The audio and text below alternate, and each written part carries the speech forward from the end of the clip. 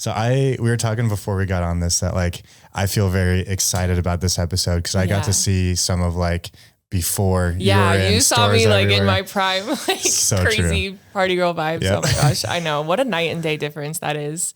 It's funny seeing how far we've come a lot of times. But good growth, nothing bad, well, probably some bad in there, but all good growth. For sure. We're going positive ways, but that's awesome. Yeah. So what, even looking before college, before all that kind of stuff, what do I need to know about like your background and your story to kind of understand the person that you are today?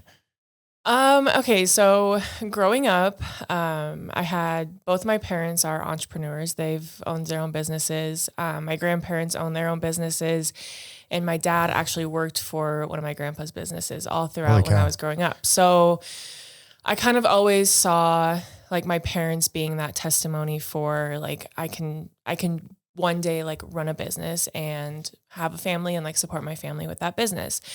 And so growing up, I think I always kind of knew that I wanted to be an entrepreneur, and I always kind of had that like hunch in the back of my mind that that's what I would be doing one day. Okay.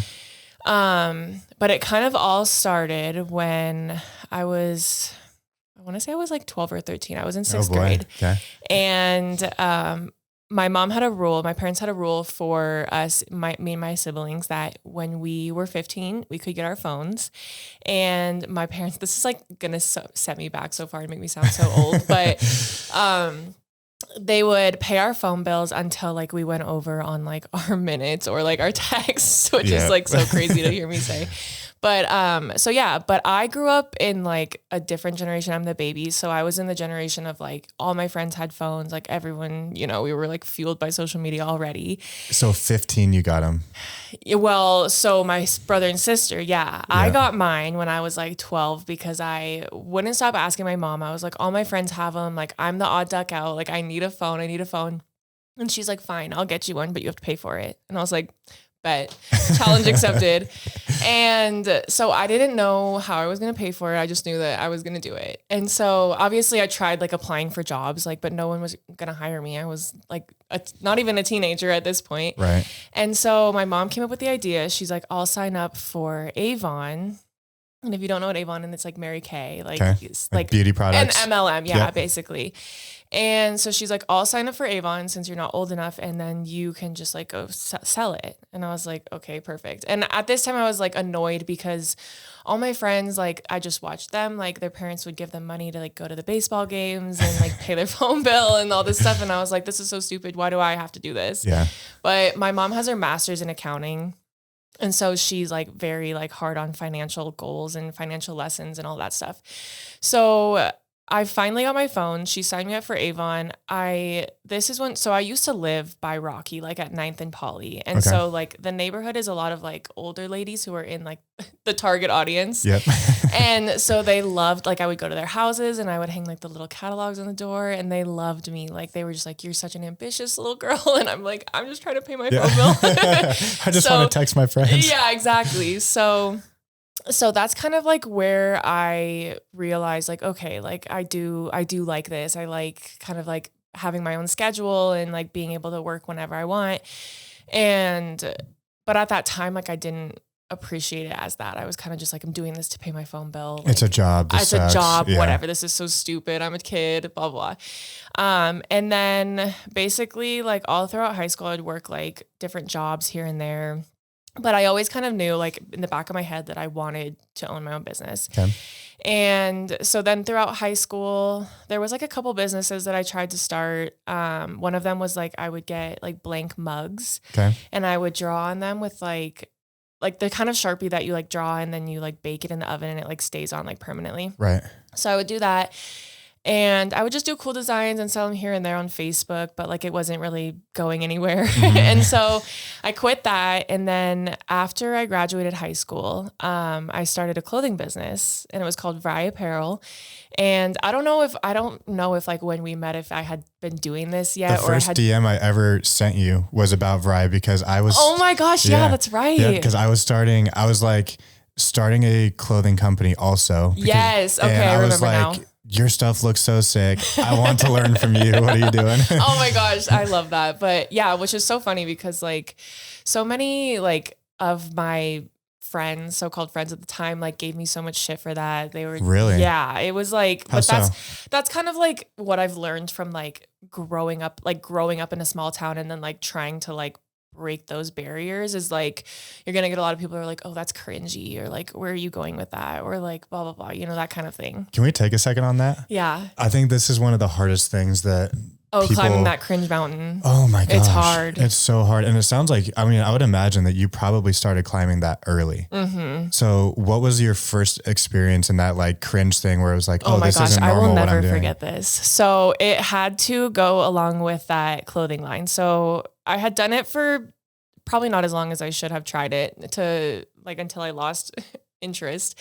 But I remember I was having like a heck of a time selling the shirts because once again, I knew about business, but I didn't know about business. Okay. I was fresh out of high school and I was just trying to like make it big at that time. I didn't really like understand like there's layers to this stuff. Yeah. And so I was getting frustrated and like one day I just like posted on my story and I was like, everyone can get a free shirt, or like go to my website, put in this code, you can get a free shirt. I was like, I just need to get rid of the inventory. Yeah. I'm done. Yeah. And there was a kid from one of the other high schools in Billings and he like posted on his story and was like, did everyone get their free shirt or something like that? And I was like, and still like that's, and like things like that, I'm so bad about like keeping like things like that with me. But like also like, I feel like I use them as like a motivator. I'm like, okay, like if that's the game, like you want to play, like I'll do that. Yeah. And so I'll never forget that. But it was kind of like that thing where it's like, okay, like this is going to be like cringy to a lot of people. And like looking back at it, like now, like it doesn't make me feel bad at all because like that kid is like still in the same spot and I'm where I'm at. So I'm like, I don't let it get to me. But that was kind of like my first, like, okay, this is going to be like cringy for me. Right. This is going to be cringe mountain. I'm going to have to hike my way up to the top. So dang.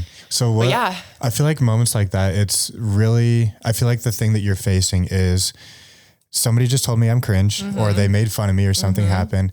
And now I can either choose, do I stop doing what I'm doing and like shell up and kind of like become a recluse and be like, that's oh, what I wanted to do. Like, Okay. obviously like, I'm a human. Like that's like my first instinct was like, oh my God, this is so stupid. Like I look like such an idiot. I'm embarrassed. Exactly. Yeah. But now I'm like, okay, like I'm going to take this and I'm going to let it motivate me. And like, of course, along the road, there's been like other things, but I feel like growing up, I mean, I had friends and like people would probably consider me like popular, but internally, like I always felt like the odd man out. Like I just like, I felt like everything I did, like people were like, oh, like, why is she doing that? Like, that's cringy. Did it feel like you're under a microscope a little bit? Kind of. Yeah. And like, I kind of like, one thing I definitely have taken like with my business ownership is turning like that energy into like, okay, like I have like eyes on me, like people are watching me. Like I can either let that break me or I can let that like build me up. And basically now I just like take all the negative energy and I'm like, okay, but like, what are you doing Dang. with your life? Okay. So what made you in that moment where you have this first like cringe mountain that gets put in front of you? What happens in that moment where you're willing to say, no, fuck it, I'm going to keep going, keep promoting? I think it was like that little girl that always wanted to be a business owner. And like, I always hate saying this because it kind of sounds shallow given like the like stigma around the Kardashian family. But like, I always looked up to Kylie Jenner so much because like, we're kind of like a similar age, and like, granted she was born into this family, but she's like actually doing something with that. And she's like building something with that. And like, that kind of always like kind of like motivated me because like people have what they have to say about them. And like the whole internet knows like their opinions, but it's for her to like, just kind of like keep doing whatever and being like, you know what, like I'm going to do me. Like, so it was kind of like, okay, like I have to make a decision and I'm going to either let this bury me and I'm just going to be stuck here with everybody else who's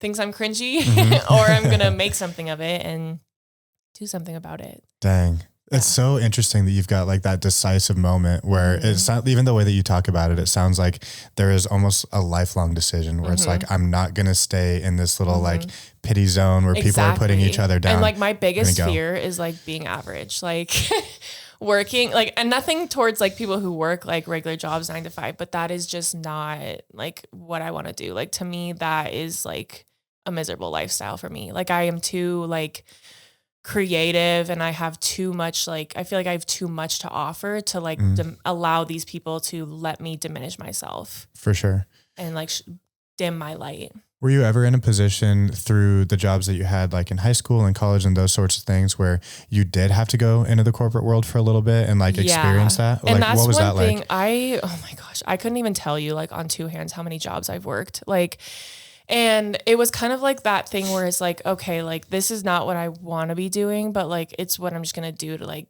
get me along. And like, I always knew that like, I didn't want to work a regular job. Like I wanted to like work for myself. I wanted to make my own schedule. So getting through all those jobs and like I said, I had a lot of jobs. Like I can't even begin to tell you, but yeah. And just like, I've learned a lot through those jobs and like a lot of like discipline and what I really don't want. And yeah, like definitely working like in corporations is like the death of me. Yeah. I will never, unless I'm like obviously have to, but that's the goal is to never have to. For sure. What's your headspace like when you're in some of these corporate jobs? And it's like, I feel like your pathway is sort of unique because a lot of people, they start in the small jobs, like they work at an ice cream shop and then they like in early high school and then like serving and all of that kind of stuff. Yeah. And then they kind of like go through the corporate thing. And then along all of that, then they get a taste of entrepreneurship. Yeah. But you got a taste super, super early, did a bunch of different stuff, but then kind of had this back and forth between like knowing that that's what you wanted, but having to do the corporate thing for a little while. So like, what was your headspace like when you're in these jobs going like, this isn't what I want to do, but it's a means to an end? I think that's probably why I went through jobs so fast, because I knew that it was just kind of something that was just like a stepping stone on that path to get me, because I knew that, because growing up, like when we would be in school and teachers would ask us like what we want to be when we grow up. And I would always, I feel like I would say like doctor or like veterinarian or hairstylist or something, just because like that's what like sounded right. That's what sounded right. That's what everyone else was doing. And that's what I was like, okay. But I was like, deep down, I knew I didn't want to do any of those things. And I was like, I want to own my own business. Like, and that's what I'm going to do one day. And so I think like working those jobs, like I didn't really like, which this is going to sound so crappy of me, but like I didn't really like care as much because I knew it was just a job. It was just a job. I quit. They're going to replace me the next day. Like I knew that like this job was just a stepping stone to get me through high school, to get me through all of this until I can grow and expand and do my own thing. Got you. So, okay. Yeah. I think that's, it's one of the things that I think people battle with often. And honestly, I did too, because I went right out of college. I went straight into not like super corporate, but like into a small business where I was working for somebody else. And the thing that I found to be the biggest struggle was once you start to have life stuff happen, bills, you want to travel, you want to do this stuff with your friends and whatever. Some people, it's like full on life stuff. They've got a kid, they've got a wife, like everything to support, right?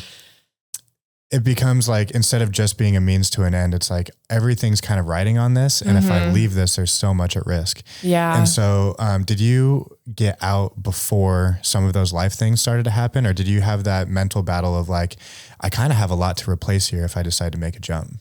I did get out before, I want to say probably as soon as I met my husband. I think the last job that I actually worked was Ulta. I worked at Ulta and I was like killing it. I sold so many credit cards, which is like horrible because I'm like, don't buy the credit card now if I had to. But I would work. So I started my business in 2019, and I got so lucky with that because I did that right before before COVID happened. So before everyone was like, oh, I'm going to start a business. I'm stuck at home, so I'm going to start a business. And so it's I kind of had that leverage that I was I've been doing this. And so I started that. But then of course, when you run a business, you actually don't turn a profit until the first 5 or 6 years. So I funded the entire business out of my pocket. So I'd have to work other little jobs to kind of help continue that and to help support myself. And then I think once I finally met my husband is when I was okay, I have a little bit more freedom here. I don't have to really rely that much on my finances. And so that kind of I feel that kind of jumps, just kind of gave me a little bit of a head start. Okay. But I'm so grateful that I started when I did, because when I did go through those big life changes, having my daughter and getting married, it's it was a lot less to navigate, even though regardless, it was still a lot, but it was a lot less to navigate because I had already established my business and I was already on my own kind of essentially when those things happened. So got you. But yeah. Okay. Had it been any other way, it would have been crazy. For sure. So for anybody who doesn't live in Montana and haven't seen your candles on every single shelf in every store here, why candles and how did you get down that path? Oh my gosh. This is always the question that gets me. So I don't know why I picked candles, honestly. And this kind of this is my road to entrepreneurship. So I was working at a beauty supply store and I loved it. To this day, that is probably still one of my most favorite jobs because it was just so fun.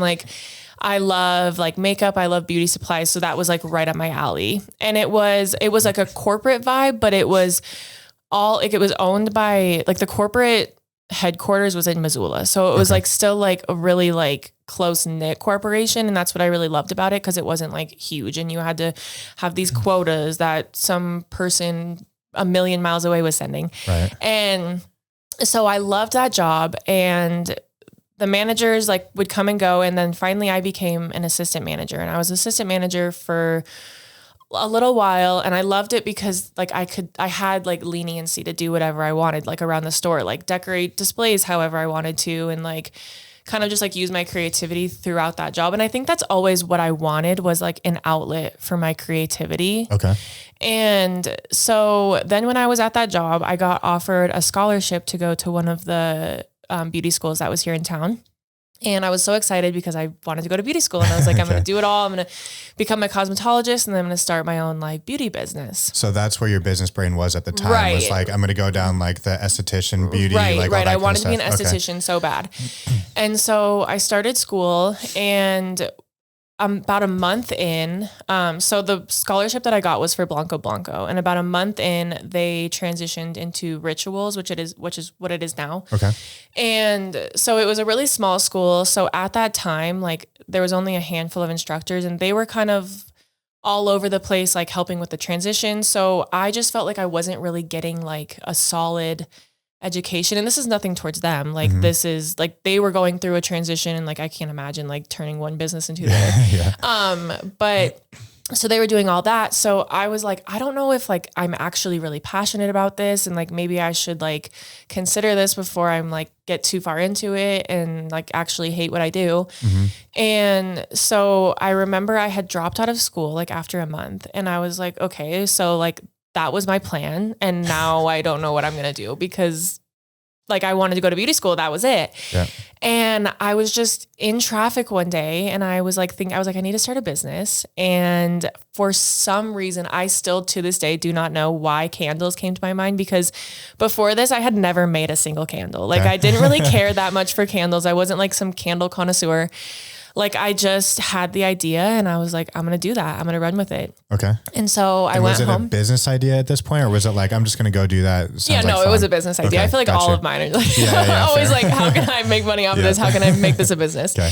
So I went home and I ran it by my mom because she's kind of my mentor. I kind of just always go to her with all my business stuff. Such a blessing. And it really is. I am so grateful for my parents. And so I went home and I told her about it, and she's like, yeah, that sounds like it might be like a good business plan. Like, so we went on and I bought all of the supplies that I needed, put them on my credit card, and the rest is history. And I kind of like got like, I just kept doing it because I was like kind of like on autopilot. And now it's gotten to the point where it's like, okay, like I guess we just go up from here now. Yeah, right. But yeah. So once you get going on the candles and they start picking up and like it becomes clear that this isn't just like another like Sharpie mugs on Marketplace kind of thing, right? Right. One of my favorite things that Alex Hormozy talks about frequently is he says that a lot of times we're not actually in the business that we think that we're in. So like, for example, I have a media company, and while it looks like we're in the business of good photos, good videos, whatever, most of the business that we're actually in is in logistics. Yeah. Because it takes so much to like get everything coordinated, get the shoots done. Like it's more the photos and the videos is kind of the fun part at the end. Exactly. And so I would imagine that there are candle making classes everywhere. People can buy the stuff, they can make a candle. To build a business around this thing is so much different. Yeah. And so what is like the thing behind the thing when it comes to your journey? Like why has it been so many years and you're still successful with it? Well, like I said, I kind of wanted something like an outlet for my creativity. And I think this has been that. And it's like something that I always like would remember growing up, is because when I would look for jobs, like I would go on Indeed and I'd be like, oh, like graphic design or like marketing. Like I know I'm good at those things, but I don't have any credentials to prove that. And so for me, it was kind of like, oh, let me just create this business and like, I'll just put all my skills right here in this business and like show people that I'm good at marketing and like I'm good at graphic design and like, and now it's kind of like, oh, like I kind of created this whole thing. Like, and so now it's like, I think that's why it's kind of like hard for me too to process like bringing someone into that, because like I have been like the sole person like this entire time doing all of this, and like all of these are like my ideas and my creativity. And so like, and I know it'll benefit me like other people's ideas too, but yeah. So I think it's really just like an outlet for me to, cause my brain seriously never stops working. Like I'm always thinking of like the next thing. And so I think this is just like a way for me to do that, and like a way for me to have that outlet to display all of that. So it really comes down then to like the creativity and like the brand building behind it. Exactly. Okay. Yeah. We talked about one of the like losses that you had early on, obviously with having that cringe thing. What were some of the first couple wins that you had that kind of like put the wind in your sails to keep going along the way? So back in 2021, I think it was maybe 2022. I think it was like winter of 2022. They put me on Q2 for like it was for a Black Friday, little excerpt they did. It was Black Friday, Small Business Saturday. And so they did an interview for me. And I think that kind of like helped me put things into perspective of like, okay, like what I'm doing is working. And then, November of 2022, I was in Simply Local magazine. They did like a whole spread about me. And I think those kind of things were kind of like, okay, like it's really putting it into perspective.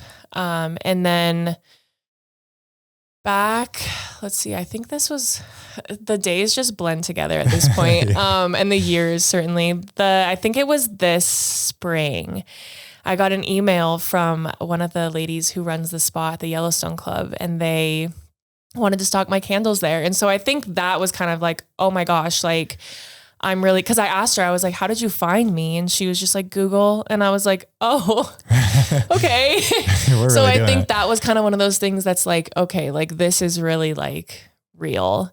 But again, like, and this is something I'm working on, but like with me, like it's hard for me. I've learned to celebrate like those wins because I'm always focused on like the next thing. Like I'm like, oh, like this is great, but like, just wait, I have something even better. So I'm trying to like slow down and like smell the roses and appreciate like that all of these smaller wins, because they do kind of equate to these big wins in the end. So for sure. What have been some of the things now that you're trying to make a better effort that you've kind of like stepped into, I guess? Definitely. I'm sorry. Can you repeat the question one more time? Yeah. So being at a point, I'm in a very similar spot right now where I feel like for much of my life, winning has felt like a relief. instead of feeling like a thing to celebrate. And I think a lot of that may have came from sports because it was like you practice, you put all this work in, blah, blah, blah. Like winning is kind of what's supposed to happen. Right. Because it's like look at everything that we did.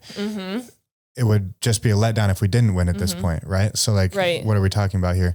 So that's one of the things that I've struggled with also is a lot of these milestones, instead of being like, yo, look at this thing that we just did.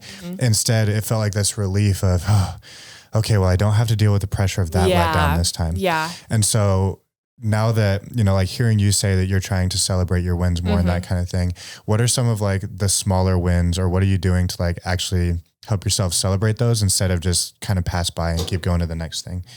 I'm definitely in like the same space as you. Like, I feel like I definitely like, especially being an athlete growing up, like you definitely have that mindset of like, okay, like I just got to win and then on to the next thing.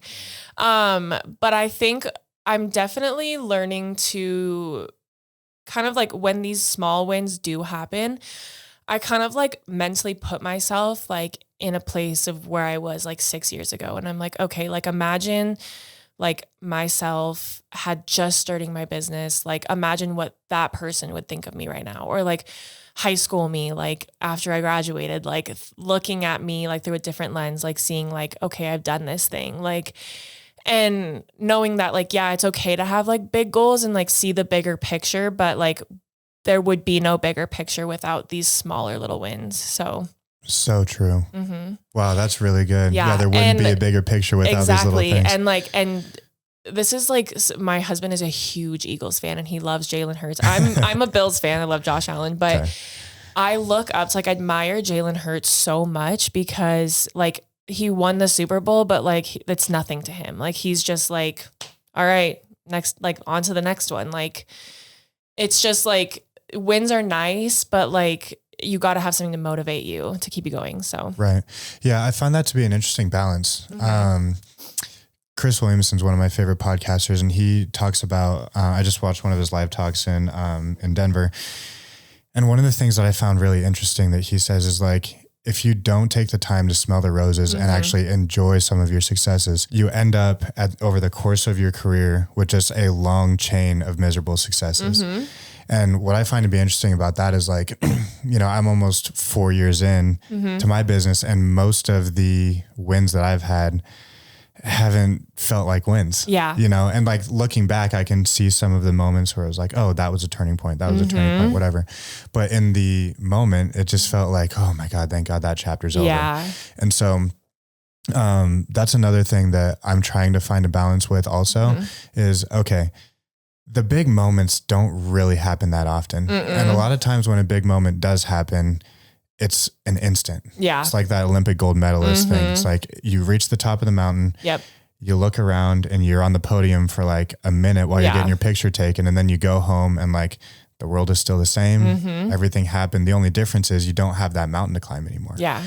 And so I'm trying to look at some of those smaller things and be like, okay, if everybody who has made it to the top of these mountains are saying that it's not the thing, I better fucking start looking around me right now and saying like, which of these small moments are actually worth celebrating? Yeah. I don't know if I have the answer yet. I know. Well, and it's hard too, cause like so many, and like, it's hard when people around you are like congratulating you and they're like, oh my gosh, this is huge. Like, good job. And you're just like, yeah, like I'm just like focused on the next thing already. Like it's so like, yeah, definitely like stopping and smelling the roses, because like, I agree. Like, I think if you don't appreciate those wins, like it, like after time, like you'll never be satisfied and you'll always be like chasing. And you have to like be grateful and show gratitude for like what you have done and like what you do have already. And that's definitely something that I'm working on for sure, but it's a process. I'm right there with you. What are some of the, I mean, even your story today, right? Like you like put this post on, it's like largest shipment I've ever delivered all at once. That's a cool small win. Yeah. See, but me, I'm like, oh my gosh, like what's the next thing? Like what's the next big order I can get? It's just a lot of boxes to carry. Right? Yeah. Oh my gosh. No kidding. Yeah. So what are some of the other small wins right now that you might have your sights focused on? Like we're in the holiday season. We've got a lot of different things like that. What are some of the things that you're hoping to like feel a little bit more as they come up? This is a big picture thinker right here. I know, because I'm like, well, I'm thinking about, because I'm thinking about the next big thing that I have coming up, but it's like, so I'm trying to think of like small wins that have happened recently that I'm like, yeah, that's pretty cool. I mean, like the Ciao Mambo collab was pretty cool, like the butter candle. But I don't know. I just like obviously my sales this year are higher than last year, but then like see in my head, I'm like, oh, next year is going to be even bigger. Yeah. Like I'm always like, I need to just like stop and smell the roses. But, the next big win, I guess a story. Okay. I'm getting so sidetracked right here. I have a little story about like small wins equating to big wins actually. So earlier in the summer, I sent a candle to like one of my favorite reality stars, Jessie from Secret Lives of Mormon Wives. Okay.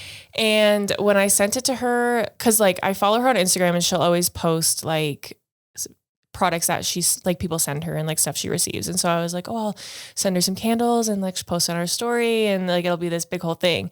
And so I sent her the candles and she got them and she was super nice about it and everything, but she didn't post it on her story. And I was like, darn it, whatever.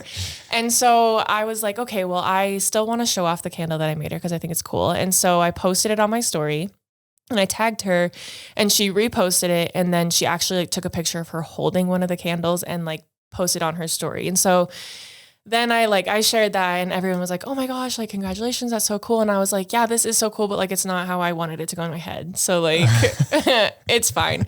But then I'm like, no, like Veronica, like it is cool. Like appreciate that it's cool. Like appreciate that it happened. And I remember telling my husband, because I was like, I thought it was going to be this big thing. Like it didn't go how it was supposed to in my head. Like, but I just have to tell myself that this is like planting the seed for something much bigger coming. And oh my gosh, I just like get chills when I like think about that, because 2 weeks ago, one of the producers from the show messaged me and she asked if they could have clearance to show the candle that I made for Jessie on the show on season 4. Dang. So I'm like, so when she messaged me, it was like right before season 3 was about to come out. So I was like, oh my gosh, it's on season 3. Like I was so excited. I put this whole watch party together with my friends and I was like, it's going to be on there. And I made it to episode 10 and I didn't see it. And I was like, but like at the same time, like the back of my head, I'm like, it's TV. Like they could cut scenes like at any time. And so I messaged the producer again and I was like, hey, I just wanted to like check in. I didn't see my candle on the show, but like if it didn't make it, I totally understand, whatever. And she was like, oh, that's for next season. So I'm like, oh, in my head, I was like, oh my gosh, now I have to wait. But I'm like, then I immediately thought back. I was like, oh my gosh, like this little seed that I planted that I was like so disappointed in, right, ended up being like this humongous thing that could like, I don't know where this is going to take me, but like it could definitely take me places. And so I think like that is one thing like recently that has definitely helped me to like slow down and like be like, okay, like we're doing okay. Like, yeah. And one thing that's like hard for me too is like, especially social media can be like the downfall of so many things, but seeing like everyone else like celebrate their big wins and like do all this big stuff, but like, so it can kind of like throw you for a loop and be like, okay, well, like I've been working this hard and I'm not getting there. Like, right. But it's like, you don't see like a lot of like the behind the scenes stuff that people are going through. Man, yeah. And so that's also one thing that I'm like definitely telling myself is like, okay, like calm down. Like we're only 27, like we're getting there. Yeah. Like we're doing a lot more than other people our age. So, but yeah, that's a long ongoing journey. For sure. So I think social media makes it very, very tricky for sure, because it's also hard to, I think, quantify the things that you actually enjoy about your business, because you probably, with your skill set, with your resources, with your mentors, you probably could have done anything and been successful, right? Yeah. What's interesting about that though is, if you would have chosen car sales or insurance or something like that, it might have been just as draining for you as all of the corporate jobs that you did. But the fact that you get to have a creative outlet, do graphic design, do these fun collabs, end up on reality TV shows, like you can't really put like, there's no number or big win that you can really share with that. You know? They're like, that's the thing that every day when you make like the dopest new butter candle. It's like, yo, yeah, I could not have done this in some boring industry and just because it makes money, but your quality of life is actually higher than if you were somebody who's like chasing the zeros and doing all that other stuff. So I think that that's something that social media does make really tricky is like, not only are you getting the highlight reel from everybody, but you're also not getting the hard parts or you're not really getting to share the things that you like really enjoy just about your day to day either. Exactly. Yeah. And that's why I feel like I've kind of like developed this huge respect for people who have like so much transparency and they're so real about like their journey and what they've gone through because like they don't just share. And that's why like I try to be as transparent as possible and like be as open and say like it's not all sunshines and rainbows every single day. Like there's some days where I'm like, I'm gonna sell this business tomorrow, I'm done. Like and then I'm like, no, like I've worked really hard for it. So but yeah, it's definitely like ups and downs. And I think social media definitely doesn't highlight that. It's just fake and lots of ups and not so many downs. For sure. What are the things on social media that are difficult for you to navigate as far as like the things that are maybe like sting to see or the things you kind of have to fight against maybe as a business owner and as a person too? I think like one thing would be, and I've struggled with this my whole life. And I think it's just because like I'm really passionate like about my work and my creativity. But one thing that I struggle with is like people who imitate or people who like, there's one thing when it comes to like gathering ideas and like forming your own like idea based off like piggybacking off an idea. But like when seeing somebody like totally kind of like take your work and like take their credit for it or like build a bit, like seeing what I've done and thinking like, oh, I can do that. That's so easy. Like if she can do it, like I'm going to do it. And so like, and not like kind of like not being like, oh, like she probably put a lot of work in. And like, and my mom used to always tell me when I was growing up because I would go to school and I'd be wearing something and then like the next day, like I would go and like there would be like other girls wearing something and it would like really bother me. And she's like, imitation, like she always would tell me that imitation is flattery. And I'm like, I know, but like, I don't like it. Like, I don't like being imitated. Like I work really hard for what I do and like what I achieve. And like, so like when people ride on my coattails or they like kind of like piggyback off my ideas, like that's something that I struggle with. And also just like seeing people, I mean, once again, social media, like you don't see like a lot of the stuff behind the scenes, but I guess people who portray like their life as being really easy and like they make all this money and it's so easy and it's like, oh, it's just a walk in the park. Like I'm so rich and flaunting all like their materialistic things. And it's like, okay, like I've been working so hard. Like, why don't I have that lifestyle? Like sometimes like I let that get to me and then I'm like, and then I think like, I always tell myself like the people who are flaunting their wealth on social media and like making all of this quick, fast money are making quick, fast money. I'm building something that is genuine. And I'm not saying like what they're doing isn't genuine, but I'm building something to last. Like I'm building something for longevity. I'm not building something for a quick buck. I'm not trying to get rich quick. Like I'm building an empire. And so like, I think that's like kind of where I've like what I've been reminding myself to help me set myself apart. But yeah, it used to be like really bad. Like I used to like really get in my head about it and beat myself up. And I'm like, this is not real. Like social media is fake. For sure. So it also, back to the small wins thing, I feel like social media makes it so hard to celebrate some of the small wins because when you see somebody else driving the car that you want or doing like being on the vacation that you want or living some version of like what looks like the life that you want to be living, it's like, dude, I worked 80 hours last week and I don't feel any closer to being right there. And they're there already and they're my age or they're younger than me. Like, fuck, dude. I know. And I feel like, TikTok has made that like so much, I don't want to say worse because like, I feel like when it comes to social media, it's a very much a double-edged sword because it has great benefits and like can do great things for people. And then there's other things where it's like, it's really a downfall for people. Yeah.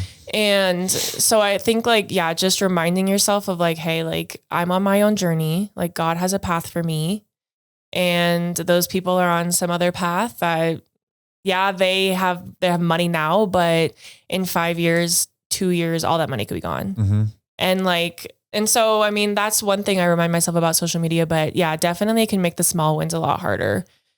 And and kind of build up resentment too. So yeah, for sure. Yeah. I'm with you.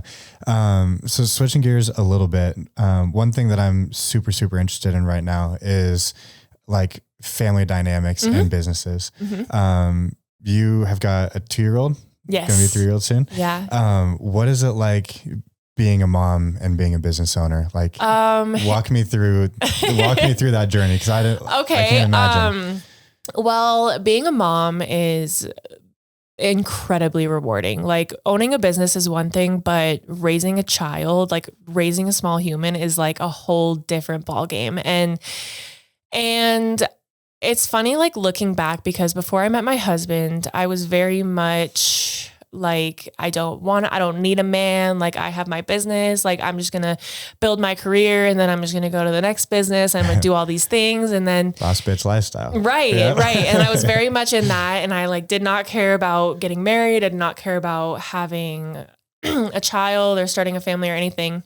And then I met my husband and we dated for quite a while. And then we got married and had our daughter.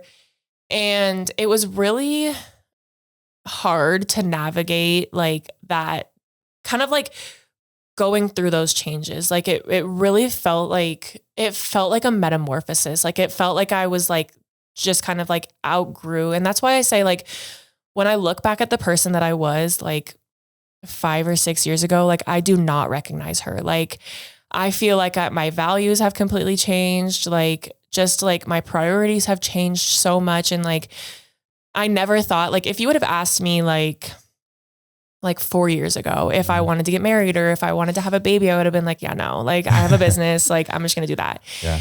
And so like to see like just myself go through that growth is like really rewarding. And it's been a challenge for sure. But it's definitely been rewarding. But the transition to waking up and like taking care of myself and just working on my business to waking up and like having to like take care of a little human and then like kind of like work around her schedule. And like, that's been something that's hard for me too, because I'm very much the type of person that's like, if I'm not working, I'm not being productive. If I'm not doing something to benefit my future, I'm not being productive. And so I've kind of had to like shift that and being like, okay, taking care of my daughter is obviously productive, and like spending time, like downtime, quality time with like my husband and like our family, like that's a plus, like that's beneficial. And obviously like this is something I struggled with really bad, but like taking care of like letting my body rest and like letting myself rest, because I would get sick and I'd be like, well, I can't not work. Like I have to do this. And so, so that's something that I'm working around too. And like letting myself have that rest, because I feel like, yeah, during postpartum, I definitely learned that the hard way, that I was like, I need to make myself a priority, like every once in a while. Sure. So yeah. Gotcha. I think, well, I hear all the time how having a small human in your life to start taking care of like dramatically changes people's motivation, priorities, all of those sorts of things. And it sounds like it's really created a lot of like beautiful things in your life. One of the things that I transparently stress about right now is like it'll be 4 years in business in March.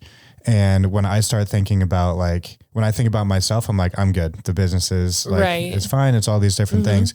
But as soon as I start thinking about like, okay, if tomorrow I had to start providing for a wife and kids and all these different things with my business, I'd be like, oh, I am going to kick this thing into hyperdrive. Yeah. And so how did that whole equation weigh out for you as you've like got your own business, you're a handful of years in, and now you've got a little kid on the way? Like, how does that change things in your brain for you?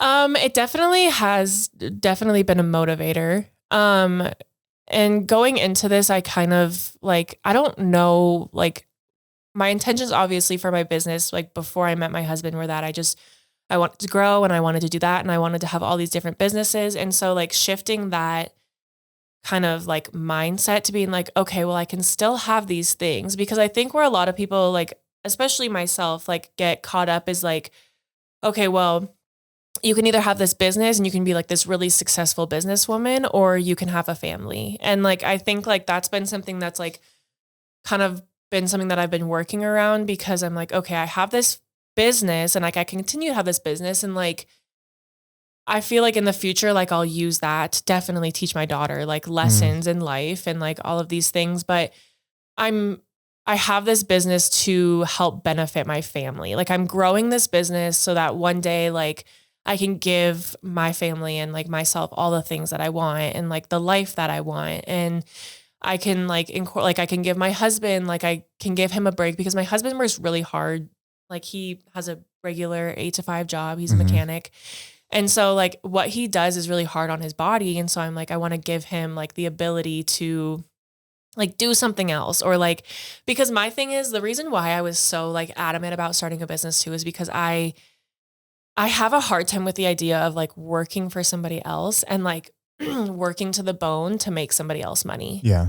And that's what like watching my husband do that has been like, I mean, he loves what he does. Like it's not like he's miserable at his job, but like watching him like overextend himself and like he's like so tired all the time because he's like overextending himself to like make someone else money. And I'm like, so I'm trying to like also like help him with that, but kind of just like I've been definitely using them as like a motivator. At first it was kind of like very overwhelming of like, okay, I have to raise a child and I'm also like the only one running this business. And granted, my husband does he's an amazing father. He does an amazing job helping around the house, but it was like, okay, like I can either let this break me or I can let this like motivate me. And I just let it motivate me. I love that. And keep me going every day. So cool. It's really cool to hear how the business goes from being this like being the thing, right? It's like, I'm going to grow the business. It's going to be the biggest. It's going to be all these different things to the business, like fitting into this other picture that you're creating. Right. Yeah. Cause I always thought before, like I got married and before I had a baby, I was like, it's either one or the other. Like I can't, like, I'm either going to be able to like focus all my attention on this business or like, I can only focus on my family because like, I didn't know what raising a child was going to entail. Like I didn't know what it was going to be like. So I was like, I can't do it all. And like, I also have undiagnosed ADHD. So that's like really hard to like manage sometimes. And what I learned with that, because this was like a whole thing, like postpartum, I struggled really bad with postpartum anxiety and depression. And what I kind of learned about myself is that when you have like undiagnosed or unmedicated ADHD, you live your whole life kind of like band-aiding your life together. Like you just kind of like put these systems in place and you just go along with the flow because it works. What do you mean by that? Like, what does that look like?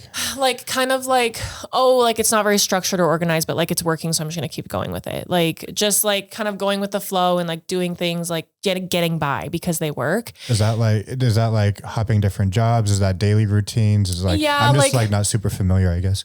Yeah. Like daily routine, like I would I'm like a creature of habit. So I would get in a habit and like, that would be my day. And like, if roadblocks like came my way, like I kind of like would have a way to work around them. And like, I had all these like, kind of just like I said, like I was just kind of like getting by. Okay. And so like when something big happens, like having a baby or like something like kind of jolts your life, everything kind of like falls apart or like, that's how it feels when you're like, okay, like I had this like system going for so long and now like I have to like be responsible for another person. Yeah. And so like the systems that I was using before like aren't really working anymore.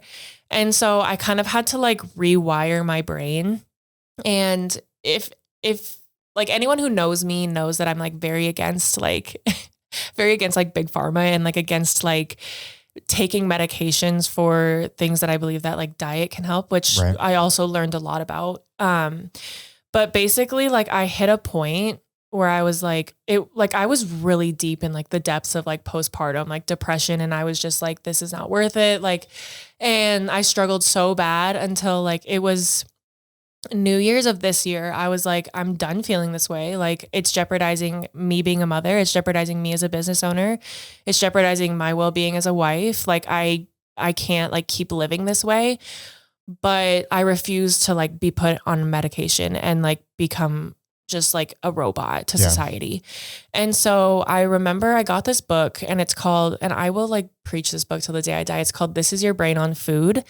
And it's basically about all these different kinds of foods and like diets that can help with like postpartum, like depression, anxiety, ADHD, PTSD, OCD, like all of these things. And so I really started to kind of like take that into account. And like, I started going back to the gym and like, I started eating better and like taking supplements for my ADHD. And so like those things I feel like really like helped shape me and like have really helped me along the way. Okay. And so it's been a lot of like growth, like trying to like integrate the two. And I'm glad that I've like been able to, because I would definitely like giving up my business would be really hard. Right. But like I would do it for my family. Like if my husband was like, you can't do that anymore, I'd be like, okay. Yeah. But yeah, luckily he's very supportive. For sure. I love that. Hey guys, just a brief pause in the show to ask one quick favor. A lot of you guys who listen, even the day ones who listen every week, have yet to rate the show on their favorite platform. And so that's the one thing that I'm going to ask you guys. It really helps us grow the show. It helps us get awesome guests on the show. And if you could give us a 5-star rating on your favorite platform that you're listening on right now, it would probably take 10 seconds, but it would mean the world to me. And it'll really help us continue to make an awesome show for you guys. So if you don't mind, that's the only ask. We're not running any ads right now. We're not asking anything of you guys. We just want to be putting out a great show. So if you could go do that, that'd be awesome.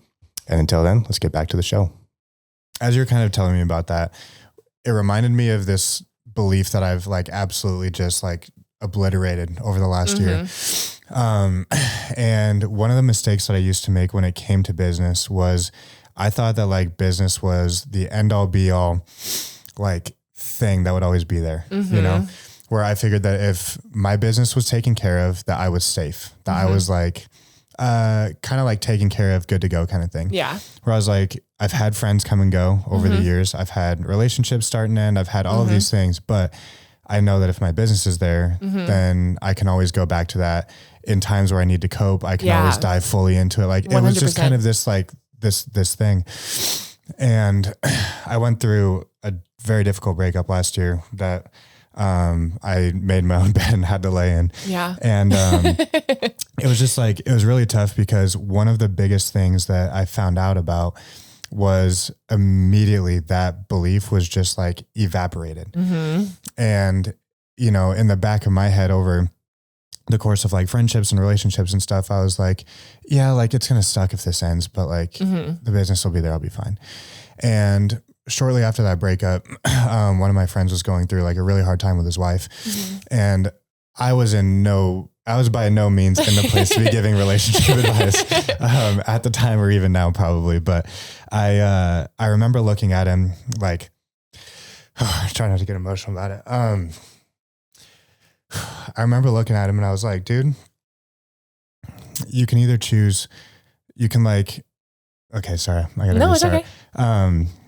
I looked at him and I was like, if my business went to zero today, like everybody calls me, clients are like, dude, we're good. Bank account, I get robbed. Like everything happens. Everything goes to shit. The worst of the worst all in one day. Like den of thieves happen and it's against me. I was like, if that happens, if somebody gives me a camera and an SD card and a cell phone, I'm going to be able to feed myself by the end of the month. We're good. I was like, no amount of hustle or anything like that. Like I know where this is going. You can't go back and get the relationship.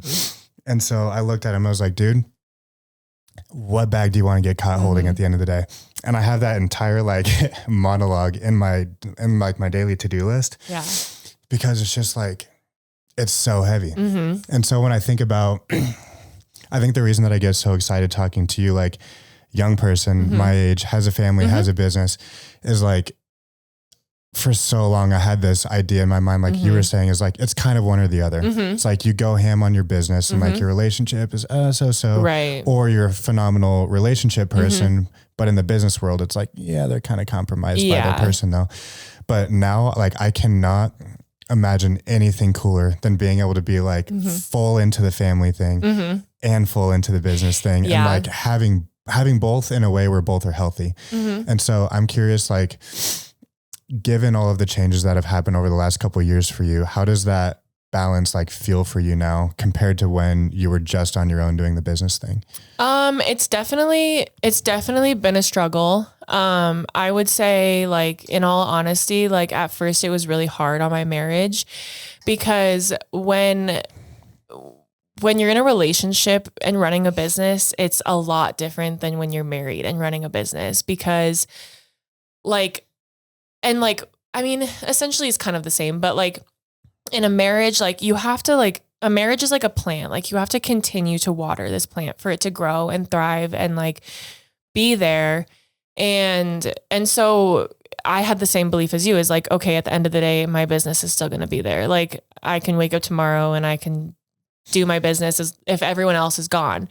But then like being married and like definitely having a family, like changed my perspective a lot on that. And because it's like, okay, like my business like will be there, but whatever, but like my marriage is also really important. And like, so I kind of had to like make the decision of like, okay, like, cause I'm the type of like, okay, I have to go all in on one thing. Like I can't like split my eggs up and put them in the different baskets. Right. But so it's been a lot to like work around that balance and be like, okay, like, but I really have things to do, but like, I really owe this time to my husband. Like, I really like, I want to spend time with him. And that's like kind of where it like comes into play where I'm like, I struggled with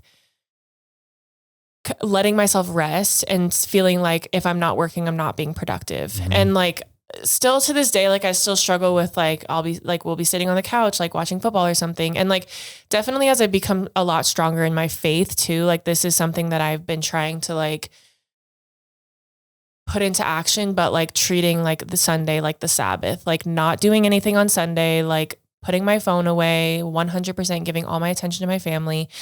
And so that's something that I'm like kind of trying to work through, but like sometimes like when you own a business, like you have to do things. And like, so that's kind of like, and luckily like my husband is really understanding about that. Like I still feel so like, he didn't really care as much about this, but I still feel so bad and like so guilty. But like when we were on our honeymoon, we went on our honeymoon at the beginning of September, like first week of September.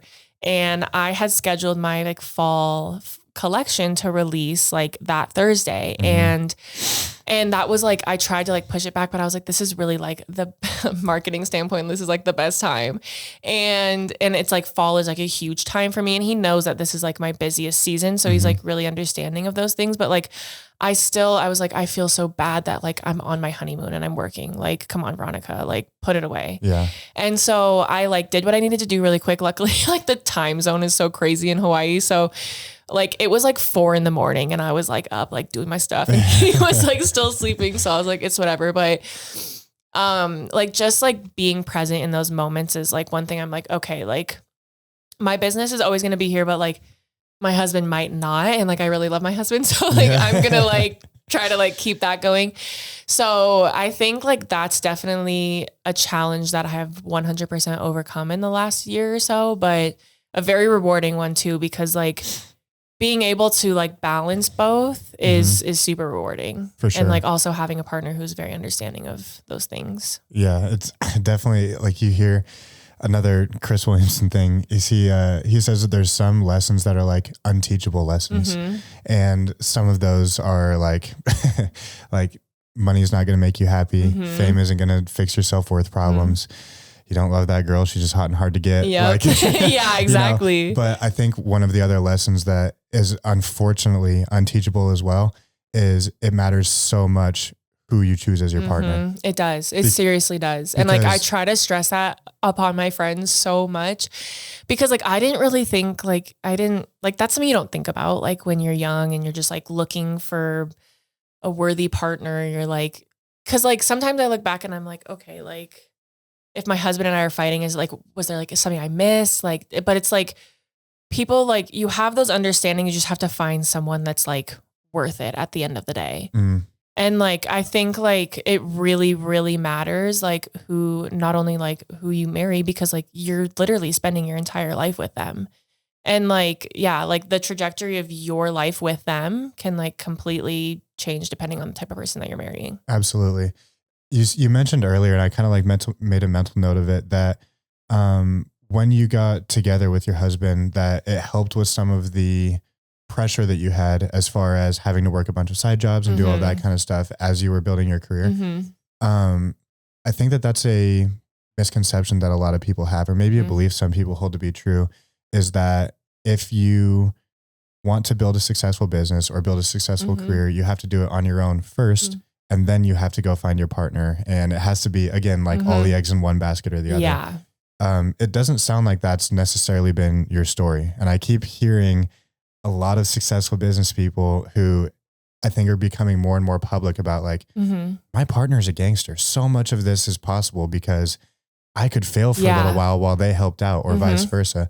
And so I'm curious what your experience has been like compared to this narrative of like, you have to build your entire thing first and then you go find somebody. Yeah. And I feel like that plays in a lot too with like, there's a stigma around like this feminist stigma around being married, that it's like, so like, it's like slavery, and it's like, you have to like always like do what your husband says and do all of this. And it's like, yeah, if you find the wrong partner, like if you find somebody that's a POS and doesn't accept your lifestyle or doesn't understand, but it's like, again, that plays into like finding like the right partner, because like there's been so many times that like I've gotten myself into something and my husband has had to dig me out, and I am just like so incredibly grateful for him. And at the same, but cause like he has his job. And like I said, like there's one day that I want him to leave that job. Like I don't want him to be at that job forever. Yeah. But granted, like I'm still going to support him like in that job, because like it's what he loves and like it's what he like wants to do. And like I think like kind of like the same goes for him with me. Like he sees how much I love this job, or how much I love this business, and the business, I think he's really understanding too, because the business existed before he was in my life. So, and I think that was like another thing that kind of like attracted him to me, was like my drive and my passion for doing this and like having this business.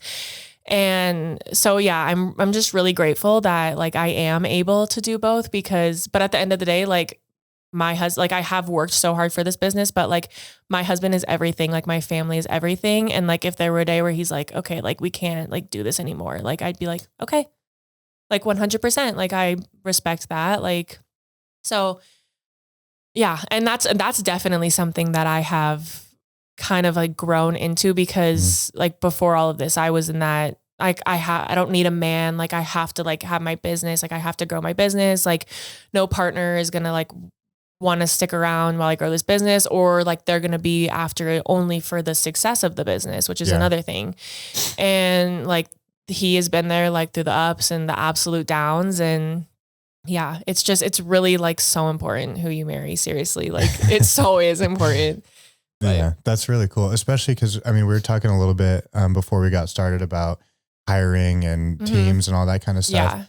Yeah. And it seems like, I mean, business ownership is a very, very, very, very lonely game. Yes. In so many ways. Yes. And the fact that you've done as much as you have for as long as you have without a team, I would imagine that like getting that sense of team from your husband and getting it from your child has got to be so rewarding, because it's like, okay, yes, the business is still all me, but I've got a team now. Exactly. That's got to feel so good. Exactly. And like, he's super helpful, especially like when it comes to like just watching our daughter. Cause that's something that it was hard for me to kind of adapt to at first, was like, okay, I can't spend all day working on my business. Like I have to, it's time blocking is something that I struggle with really bad, because like, and I think that's where like the ADHD comes in, because like I would like at my beauty supply job, I would get so like engulfed in a project that they'd be like, Veronica, you have to go home. Like it's like 6 o'clock. And I'm like, I'm not done yet. Like, or they'd be like, it's time for you to go to lunch. Like, please go to lunch. Like you're messing up everyone else's lunch schedule. And I'm like, no, like I have to do this.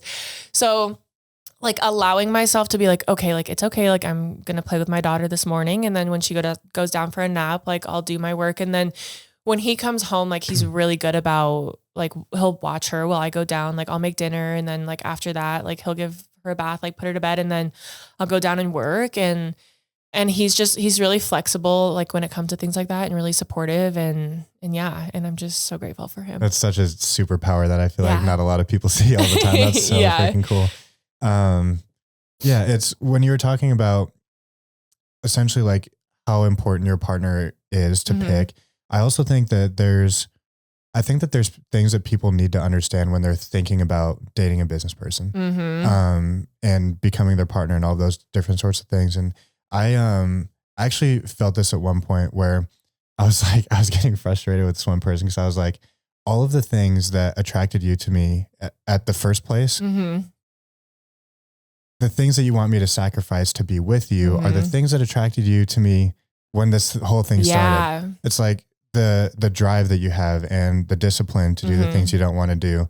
And maybe some of the financial success, like all of those things don't happen by accident. I think that so much of the reason that maybe this stigma exists where it's like, you have to build this thing on your own and whatever, is because it takes so much discipline and so much like self-work to be able to like show up on the days that you don't want to and be disciplined and work long hours and like all of the stuff that looks really cool from the outside. And it looks like, oh, it must be fun. And you're setting your own schedule and look at all these wins and you get attention. It's like, that takes a lot. And I think for somebody to come into that and choose to be that person's partner, I think that there's a little bit of maybe an obligation or like maybe a little bit of a responsibility for that person to remember like, okay, all of the things that I like about this person are possible because of X, Y, Z. And like, I think like sometimes like he does struggle with, and this is like things that we've honestly come a long way just in our marriage, because like there'll be times where I'm like on my phone, like doing something like posting or doing something business like related. And like he would kind of get like frustrated about that, like kind of in the beginning. And I'm like, okay, but like these are things like, and it also helps like we both agree that like he has a job that he gets to go to, he gets to clock in, and then at 5 o'clock when he's done. And that sounds nice. I know, right? I know, right? I'm like, I didn't want to work a 9 to 5, so I just worked 24 hours instead. But it's like, I think like for him, he understands that like for me, like it never stops. Like my brain literally never stops. Like I'm always thinking like I'll wake up some mornings at like 4 or 5 in the morning and just go downstairs and start working. Like, and like, there'll be times like this morning, like I had to wrap up that big order and I had to label a bunch of the candles, and like I woke up and like I had made my coffee, and like before our daughter had woke up, and I was like finishing the labels, getting together quick. And so it's like, I think he sees me, I have no like schedule. Like I just like clock in when I need to clock in, and that's that. And I think in the beginning it was probably a struggle for him because he was never used to that. Yeah. In like past relationships. But like now I think he kind of sees it as like, okay, like I respect her for that. Like, because like there are probably days, like there's definitely days that he doesn't want to get up and go to work, but he still does. And I respect him so much for that. Yeah. And like, there's definitely days that I don't want to do things, or like I have other things to do, but it's like, or like I want to go hang out with my friends, but like I have to do this first. And so I think instead of like allowing it, because I think where some people go wrong is like they allow it to like, they build up this resentment of like, oh, this person's not paying attention to me, or this person's always on their phone, and they don't see it like, holy cow, this person is showing up like when they really don't want to show up. Yeah. And like, yeah, it's hard, and it can definitely like make or break some relationships, but like, that's where, again, like just finding the right person who is understanding and respectful. And I think it definitely helps too, like with my family being the way that they are and like very entrepreneurial, and my parents are always like on to the next thing, and they're always buying investment property and doing all of this stuff. And I think he sees like, okay, like that's where she gets that from. And like, and so like, I think like he kind of is starting to like use it as like a motivator, because my mom and I joke, but he has like we call it like a W-2 mindset, because he like has a regular job. Yeah. And so like some things like I will get frustrated. I'd be like, oh, Jaden just doesn't understand. Like he's blah, blah, blah. And my mom's like, you just have to remember, like, he doesn't have like a business mindset. Right. And that's okay. Like, honestly, like sometimes I think about like if he did, like, or if like we both had the same mind, like maybe we would like butt heads a lot. Right. And so like, yeah, I'm just very grateful that he's so understanding and so supportive, because I can't imagine. Yeah. It sounds like it seems like the puzzle pieces fit together really well on that one.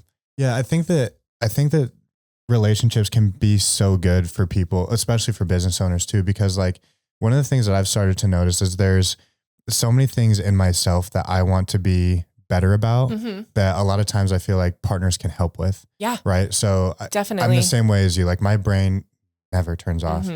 And one of the things, a little sidebar, my first year of business, I had just done like a year and a half, 2 years at this marketing agency, started my own thing. And I was like, I think I was 22 or 23 at the time. And I just remember like all of a sudden, probably the day that I called the guy where I was like, hey, I've got these side clients now. I'm going to go do my own thing. Like, thank you so much, but I have to go chase this. I think the next morning I woke up and had the realization I was like, I could get 5 phone calls this morning and this whole thing is over. Yeah. Like literally goes to zero. And then what? I don't know. I know. And that's like, I think that's what's like so scary for some people. And then like, that's what's so like invigorating for some people is like, okay, like Absolutely. This is all on the table. This is the biggest risk I've ever taken in my life. And I'm going to do it. Yeah. But some days it's a day by day thing. Oh yeah. For sure. Some days it feels like sick. And then other days it's like, what the hell am I doing? Yeah. But I remember I would have like in the back of my mind, just so many things going on. How am I going to get my next client? What if I lose one? I was doing social media. So I always had like 20 posts in the back of my head that I needed to get out. And you always have to respond to all the DMs. And you're just like, this is so overwhelming. I know. So I was just like redlining mentally constantly. And I remember during that time is when I coined the term forced presence.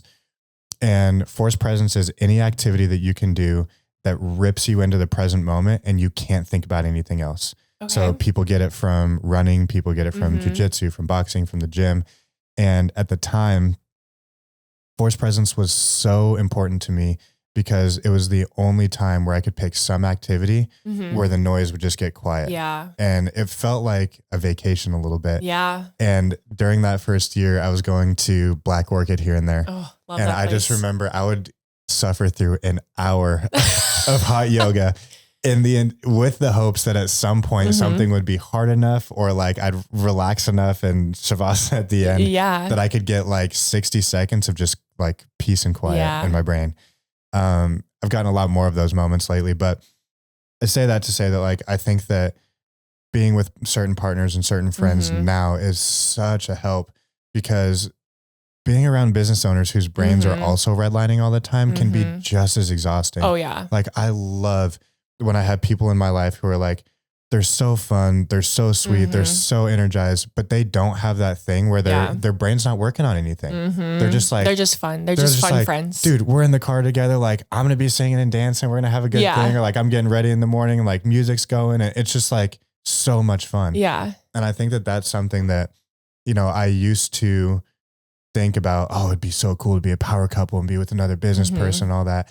And the more that I look at it, I'm like, there maybe for sure, but like there's so many benefits to being with somebody who's just like, they're passionate about what they do. But then when they're with you, like I need somebody to help me be present in a lot of ways. Yeah. So I actually like, I'm starting to see more and more value in having that type of person in your life as somebody who's a business owner and like is redlining all the time. Yeah, I know. Cause I was like the same way. And like, it's like, there's moments that like like in the first year of our marriage, it was really hard. And I was like, there are times where I was like, did I marry the wrong person? Like maybe I should have married someone who like understands business more. And it's like, no, like I don't really want that. And also like my husband has grown so much since we've been together. And like, he's really like started to understand those things. And I think like one day, like seeing me and like seeing my family and like seeing that like us being living testimonies that it is possible to like make a living and have this like freedom off of doing your own thing. I still like tell them all the time because I'm like, babe, you have so many friends that like drive Subarus. And so he works at Rimrock and he's a master tech. He's been there for almost 9 years. Wow. Okay. And he has a college degree and he's so good at what he does and he's so knowledgeable. And he's just like, before I met him, there was like, I always remember that stigma around mechanics that they just like mess up your car on purpose, especially if you're a woman. Like it's like this whole thing. So when I met him, I was like, oh my gosh, like you're an honest like mechanic, like you know what you're doing. Like you're just a great person. And so I always tell him, I'm like, baby, you have so many friends that drive Subarus. Like you could like gather up all your friends, like do oil changes, like do this gig on the side and like make money until you can like do your own thing. And like, I think like taking that risk, like he loves like the security of having a job, which same, like when things are hard with my business, it's nice having that like reliable income. Right. But at the same time, like seeing like him get stressed out about his job, I'm like, okay, like you could be doing your own thing, like doing all of this. So it's really nice though to have that, like, I don't want to say like because business owners aren't practical, but like it's nice to have that like person there to keep you grounded and be like, okay, like you've been pouring a lot into like that cup, like, okay, like divert your energy and pour into another cup. Like take care of yourself, take care of the family. Like, and so yeah, it's really nice to have that like level-headed partnership, but yeah, absolutely. Simon Sinek talks about how there's this this interesting shift that's happened with a lot of like I think it's like a lot of the like entrepreneurial wave that's kind of happened combined with some of the feminism wave and some of all these different things where for one of the first times in history, we kind of look to our jobs to be everything that we're looking for. Like we want our job to align with our like spirituality and we want it to feel like a hobby and we want it to feel like our passion and we want it to feel like work and like all these different things. So we're trying to like value max work where it's like where work does feel like life because you're trying to get all of your life stuff from it. And then the same thing from partners where it's like, okay, got this one thing at work where it covers everything and my partner needs to be business minded and they need to be hot and they need to be financially and like this, and this. And I think that is number one, it puts a ton of pressure on getting the perfect business and the perfect partner and stuff. Where I think, and it puts a ton of pressure on that partner. Holy shit, to be everything that you want, and it's like you don't like that's not your job entirely. Yeah, and so I think that it's very important for people, especially like us, who are like, if I want something bad enough, I can work for it, or I can find it, or I can create it, or build it, or whatever. Exactly. Like, I don't think that it's fair to look at people that way. No. And so I think so many times it's so important to just find what are the things that I want in somebody, and then find that. Yeah. Or like once you have your person, like love those things about them. Be like, you know what, dude? It's so helpful that you don't have a business mindset because I need that sometimes, or because you provide safety, and then and not looking at the opposite side of that where it's like, oh man, I can't relate to you on this business challenge I'm facing. You don't know these things, or you don't understand this. You have business friends. Oh, I'm like, exactly. You have your parents who are your mentors. So exactly. like, I think that that's something that I'm trying to do a lot better job about focusing on too. It's just like different buckets for different things. It doesn't all need to be all encompassing on both sides. And I remember like growing up, that was something I still like reflect on back in like my very first relationship, because it was so toxic. It was all throughout high school. And I think that's like what I put so much pressure on like my ex, because I was like, okay, like, why aren't you fulfilling my needs? Like, why aren't you understanding me? Like, why aren't you being there for me? Like, why aren't you like essentially fixing me when I'm broken? And like, definitely like over the years, like I still kind of like revert back to like, I'll find myself back in that like toxic mindset. Like last year when I was suffering really bad with postpartum depression, or not last year, but the year before. And I was just like, oh my gosh, like my husband's not there for me like all the time. Like when like I need him to be, or like in the areas like he's not fixing me, like he's not taking my pain away. And it's like, that's not his job. Like at the end of the day, like it's my job to take care of me and like fix me so that I can be that person to other people. And like, so that I can be there. And like, so those people, like, I don't put so much pressure on them to be something that they're not.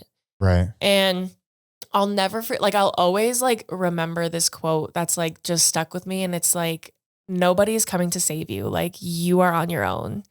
And it's so true. And like, it's like, nobody will fix your mindset besides yourself. Like, yeah.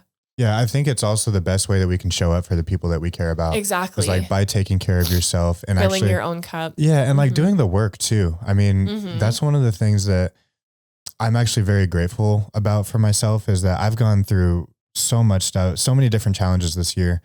And through each of those, I look at not only just like, okay, this sucks, how are we going to get better, whatever, but especially when it comes to challenges with other people, I'm just so glad that like I take those and go, okay, what is this showing me about myself? Where am I falling short? What is my attachment style in this situation? What is like all these different things that's making this hurt so bad, or that's making this feel like, or maybe cause the problem?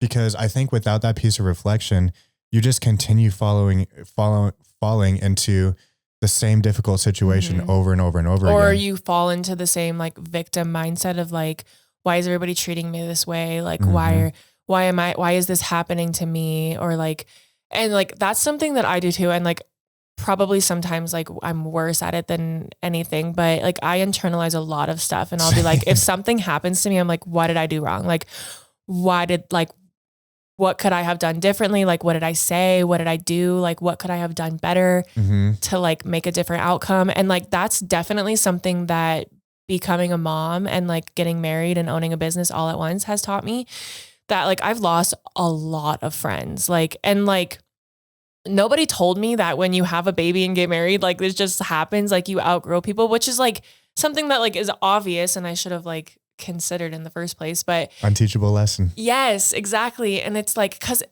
I felt like since I had my daughter and then got married, like all within the same year, I feel like it all kind of like was magnified and happened like so much. And like, I lost so many friends that I like considered best friends and like were even in my wedding and like all of this stuff. And I'm like, why am I losing these friends? And I'm like, it's okay to like outgrow people, and you're not going to be like, if you had the same circle of friends like your entire life, like you got to like expand, like you got to outgrow people, and like it's okay to like not relate to people anymore. But that's definitely been something that's hard because I internalize all of it, and I'm like, what did I do wrong? Like was my success scaring these people away? Like, and I'm like, no, like I shouldn't feel bad for what I've worked for. Right. So that's definitely, something that I'm definitely working on, but it's hard. It is. It's tricky too, because it is in so many ways. It's useful. Mm-hmm. And it's useful in the way where most of the time that you face adversity, you find a way to internalize it, look at yourself and being like, what can I learn about myself in this really hard time? And then from there, most of the time you create a good outcome. So you're able to look back and it's like, okay, anytime hard shit happens to me, something good comes from it. And I learned something from myself. Exactly. Which on paper is a great thing. However, there's some times where I think that it's so easy when things go sideways to revert back to that same pattern where it's like, okay, well, every other time that something bad happened, I took responsibility for it. I said it was my fault or something that I created. I found a way to heal from it, and then I created something good. There are some times though where it's not on us. No. And it has been the hardest lesson for me to learn because just like you, like in sports growing up, take accountability. Yep. What can I do? Move on. In business, take accountability with your team. What can we do to move on? Like everything has always been programmed in me to do that. And so it's really hard for me sometimes to look at somebody and be like, damn, this situation is like really, really hard. However, there are like things in you that you haven't healed yet, and that's not my fault. Right. Or there are things in you that like are kind of creating this issue where like, it's not on me. And you can still learn things about yourself to be like, fuck, why does this hurt so bad? Or why is, but what I've been trying to find is like a healthy version of detachment in some of those situations. 100%. And loving people from a distance. Yeah. And what I'm finding with that detachment, I think in a lot of ways, it's really hard to find the line between detachment and ignorance. Yeah. And I think that's a really hard thing to figure out as somebody who internalizes so many things is in so many ways, I don't want to be ignorant to a situation or just like cast something off as like, oh, not my fault. Right. Or you perceived it as something and it actually like wasn't that. Yeah, exactly. And I also don't want to be ignorant. Yeah. Because like if you're ignorant, you're just like, oh, not my fault, whatever. Yeah. But it is your fault and you're being a dick. Right. Not only are you being a dick, you also missed a huge opportunity to learn something. Exactly. So it's like, that's one of the things that I feel like I'm trying to like kind of start going into that zone a little bit is like, how do you find that detachment without becoming ignorant or without losing that special sauce of like taking responsibility and like continuing to get better as a person? Yeah. And I feel like that is something I struggle with too, because I'm the type of person where it's like, I'm huge on loyalty and like just being genuine. So like, if I feel like someone around me or like someone close to me, like if someone close to me, like betrays me or like does something that I just like don't understand, part of me like wants to shut down, and like probably the old me would have like made it a big deal and like brought it to their attention and been like, why did you do this to me? But bitch. It's, yeah, right. But now it's gotten to the point where it's like, okay, like, and I'll never forget this quote. I was just telling my friend the other day. It was like, when you look at someone or that's someone that does something and you say like, I don't understand why they did that. And it's like, what a blessing not to. Like, what a blessing to not be in that situation and like to not think like that person. Right. And like, I feel like the old me, would have like brought it to their attention and like made a big deal about all of this. But now I'm kind of just like, okay, like if that's the kind of person that they are, as long as like I know that I didn't do anything wrong, but like if it was a situation where I'm like, okay, like maybe I could have done something differently, like 100% take accountability. But yeah, some things just like aren't on us. Mm-hmm. And like sometimes I do internalize that and I'm like, oh my gosh, like what could I have done differently? Or like, or how did I respond in that situation that like made them act that way? And it's like some people are just like that. And like there's nothing that you can do about it. And like some people, what I'm definitely learning is that some people are only put in your life. God only puts them in your path for like a section of your life to teach you a lesson or teach you to not teach you a lesson. And that's it. Some people aren't meant to last in your life forever, and that's okay. Yeah. Some people are chapter characters and not full book characters. Exactly. Yeah. 100%. Heartbreaking sometimes when you want a full book character. It is. I know there's like some friendships that I still like look back on and like I definitely grieve. And but I'm like, you know what? Like if they were genuine friends and if they were meant to be here for the whole journey, they'd be here. For sure. And like I've met so many like genuine friends along the way, which like again plays into the whole like being friends with a business owner. Like I've had a lot of friends who like almost get mad because like they'll invite me to do things or like they'll want to hang out and do all of this. And I'm like, I'm so busy. Like now I have a kid. And like, if you want to come over and hang out with me, like, that's fine. Mm-hmm. But like, they always want to like do all these things. And like, when I can't, like it, like they get upset or like, again, they like treat me like, oh, I'm ignorant and like, I'm just too good for them, which is like, those are people that I don't even want in my life. Right. But cause like, it's if you can't like appreciate my success and like my growth and see where I'm going as a friend, then like, I don't want you around me. And so to kind of have those like relationships lost, but again, like just not meant to last forever. Yeah, for sure. 100%.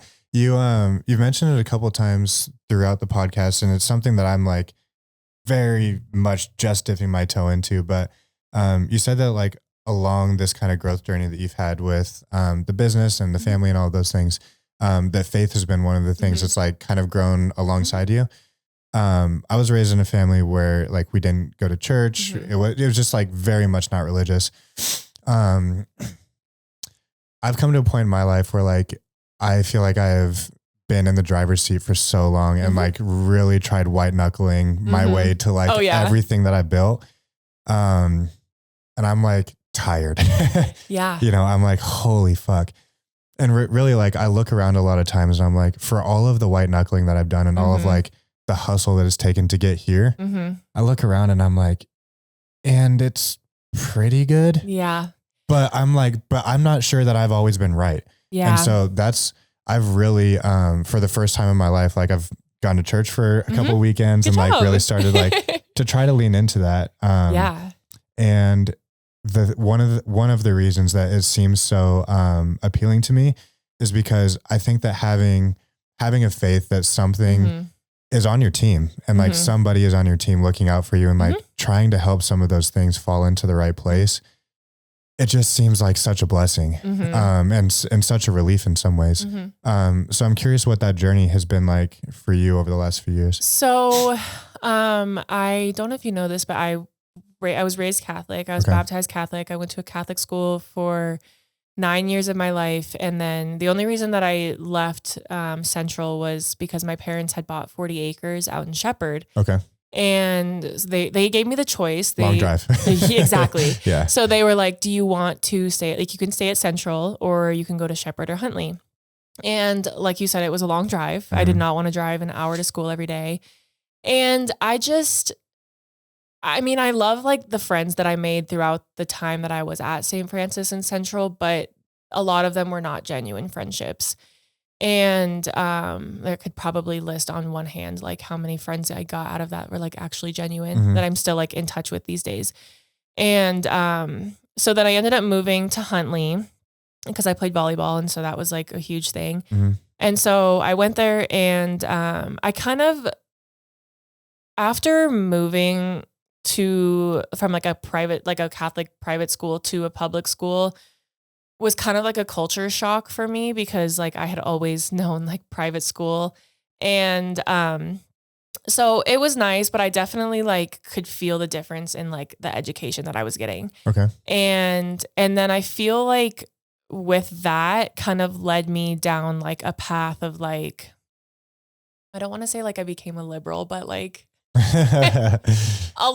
it steered me like away from the church. Definitely. Okay. Like Yeah. I would say like I kind of like inherited more like a feminist mindset and was like, I don't need a man. Like, I don't ever want to get married. Like at one point I was like, yeah, like I was like, which I'm like looking back, I'm like, I can't believe like I ever like advocated for abortion, but I was like, abortion's like, okay, like it's your choice, whatever. But now I'm like so strong in my beliefs and like, because I've been in the depths and like when I was struggling so bad with postpartum was like when I found God was when I was like, okay, like I need like some sort of guidance. Like I need something like, so to like see like the kind of person like just like within my beliefs and like my values that I've like did a complete like 180. Yeah. And now like, especially like having my daughter, like I could never imagine like that going any other way. And like, and just like, again, like my, like God has also played a huge part in like my marriage because like at the beginning of my marriage, like I was still kind of in that mindset of like, I don't need a man. Like I was very like much having a hard time like submitting to my husband. And so like, and like being like open to him. And so I think like God has definitely helped a lot with that. And like my husband's not very religious. He was baptized. Like he did go to a Catholic church for a little while, but he's not like super religious anymore. But I think like just him seeing like how much my life has changed, like, and how much happier I am, like I'm going to church. And like, I always think of this Charlie Kirk quote that was out of one of his videos. And it was a guy that came up to talk to him who was an atheist. And Charlie told the guy, he said, I think it takes more faith to not believe in anything than to believe in like a creator. And like, that always stuck with me because like, that's so true. Like right. To just like believe in like nothing than to believe in like the fact that like there was somebody like hundreds of thousands of years ago that was like paving the way and like gave us this whole book of guidance. Like, so yeah, it's definitely my life has done like a complete 180. And it was like, it sounds like so corny, but like, I feel like when I found God again, it was like that, like that, like rebirth that you like hear, like you like that I would always see growing up. And I'd be like, why are people crying at church? Like, that's so like, it's not that serious. But now I'm like, oh my God, it is that serious. Like, it's just like being like, okay, I don't want to get emotional now, but like being like in that depths of like postpartum depression and being like, oh my God, like, is this it? Like this cycle that I'm going to be in forever, to being like, to like picturing yourself like in this fire and in this hell. And like, Jesus is literally like there alongside of you, like the whole time. Like you're never alone. Like you always have like this guidance with you. And so I think like that's something that like has really stuck with me. And I've been like, I'm not alone. Like that's what I felt like this whole time. Like I was alone. Like I was fighting these battles alone and like, I'm not. Yeah. And so, yeah, that's something that like definitely has helped me a lot. Yeah. I'm excited to feel a version of that for sure. Yeah. It's, it's heavy. I feel like it's, there's so many benefits that like people talk about for like the road that you and I have like chosen to walk in with business ownership. And it's easy to talk about how it's lonely when it's like, oh yeah, it's lonely and like you're grinding and it's long hours and it's this and that. Like when you put it to an Instagram montage and like a Rocky Balboa fucking cut scene and all that stuff, literally. Like, yeah, dude, it looks sick. But what it really looks like is like staring at the ceiling, not being able to sleep, and like, you know, being at a point where it's like things are so low where it's like, I don't know. I've got nothing here. I remember like 2012, like Drake era. And he always used to like talk about like, it's lonely at the top. And I was like, I never understood that because like how social media portrays it, like when you're at the top, like you have all these friends and like all of these like people around you and like all these people congratulating you. But like, no, it is lonely. Like you have friends don't like there's people like in your life that don't like care to see that hard work. They just are there for the success. Right. And there's people that just like do not understand like what it takes to get there and don't understand like what it takes to stay there. Mm-hmm. And yeah, so it's a lot. Yeah, for sure. Yeah. Well, this has been super cool. There's a couple more questions I got for you before we get out of here. One of the first ones being like, it's been really cool hearing about like the growth that you've had and all of this, kind of like this story that's played out.